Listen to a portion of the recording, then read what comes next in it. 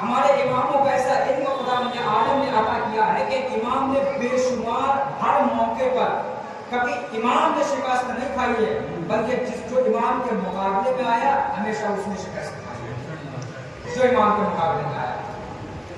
بے شمار علمی مناظر امام کے بھرے پڑے ہوئے ہیں، کتابوں کو مطالعہ کریں تو انشاءاللہ آپ لوگوں کو ان کا بے شمار مناظر امام تھے۔ بڑے سے بڑا عالم دین امام کے مقابلے میں آتا تھا مناظرہ کرنے کے لیے، علمی گفتگو کرنے کے لیے، تو پھر لاسٹ میں آخر میں ایسا ہی ہوتا تھا کہ وہ امام کے قدموں میں پڑ جاتا تھا، امام کے قدموں میں پڑ جاتا تھا۔ ہمارے آپ کے چھٹے امام حضرت امام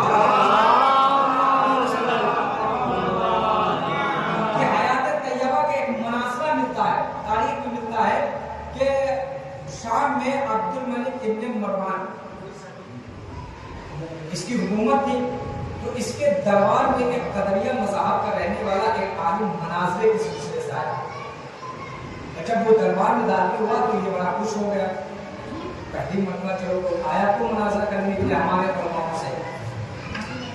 اس نے کہا کہ ہم مناظرہ کرنا چاہتے ہیں آپ سے، آپ کے دربار کے علماء کی بہت میں نے تعریف سنی ہے، ماشاءاللہ بہت ان کے پاس علم ہے، سب کو شکست دیتے ہیں، تو آج ہم سے مناظرہ کرنے کے لیے آئے ہیں۔ تو عبد الملک ابن مروان نے کہا ٹھیک ہے بیٹھو، آپ علماء بلاتے ہیں۔ اس نے ہمیں علماء کرام سے بلایا جن کو سب سے زیادہ عالم سمجھا جاتا تھا، ان کو بہت بڑا عالم دین سمجھا جاتا تھا دربار میں، ان کو بلایا گیا۔ جب وہ بیٹھے تو قدریہ مذہب کا جو مناظرہ آیا تھا اس نے مناظرہ کرنا شروع کیا۔ ایسا مناظرہ اس نے کیا کہ اس کی شکست نہیں بلکہ درباری علماء کی شکست ہو گئی۔ عبد الملک ابن مروان نے جب یہ منظر دیکھا تو بڑا پریشان ہو گیا، اور اسلام کی ہار ہوتے ہوئے وہ دیکھ کر پریشان ہو گیا کہ اب تو دین کی اور اسلام کی ہار ہونے والی ہے۔ اس نے فوراً ایک کاغذ و قلم منگایا، اس نے ایک خط لکھا، اور خط لکھنے کے بعد مدینے روانہ کر دیا۔ جب خط کو مدینے روانہ کیا اور کس کے حوالے کیا؟ جناب امام محمد باقر علیہ السلام، اور خط کے نیچے اس نے سارے حالات کو بیان کر کے نیچے لکھ دیا کہ امام مولا آپ کا آنا بہت ضروری ہے، آپ کا آنا بہت ضروری کیونکہ اسلام کی شکست ہو رہی ہے۔ اب ایک جملہ آپ کے سامنے عرض کرتا چلوں، یہ یقیناً بات کا حقیقت ہے کہ جب بھی دشمن کے اوپر بھی وقت پڑا تب بھی ہمارے اماموں کو مدد ملتا ہے۔ عبد الملک ابن مروان نے جب اس کے اوپر مصیبت پڑی تب اس نے امام کو بلایا، پھر اس کے علماء اس کی نظر میں نہیں عالم دین لگ رہے تھے، پھر امام نظر میں عالم دین لگ رہے تھے۔ اس نے خط کو لکھا بھیج دیا، خط مدینے پہنچا، جناب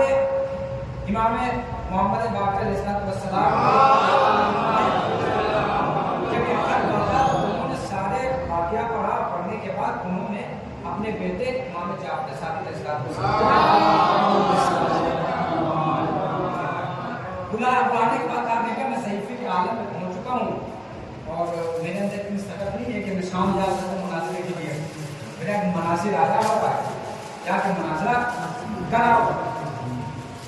چھٹے امام نے جیسے یہ سنا اپنے پاپا کو حکم مانا، تیاری کیا اور مناظرے کے لیے شام روانہ ہو گئے۔ امام کا کمسنی کا عالم ہے، روایت ملتا ہے کہ 6 سے 7 سال کی عمر ہے امام کی۔ 6 سے 7 سال کا بچہ کتنا بڑا ہوتا ہے؟ امام جیسے دربار شام میں پہنچے، شام میں جیسے دربار کے اندر داخل ہوئے، امام کا کمسنی کا عالم تھا، دربار کے اندر داخل ہوئے، عبد الملک ابن مروان جو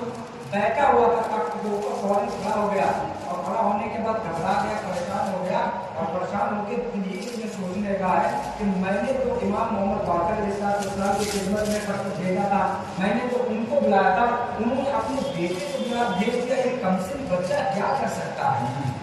یہ کمسن بچہ کیا کر سکتا ہے؟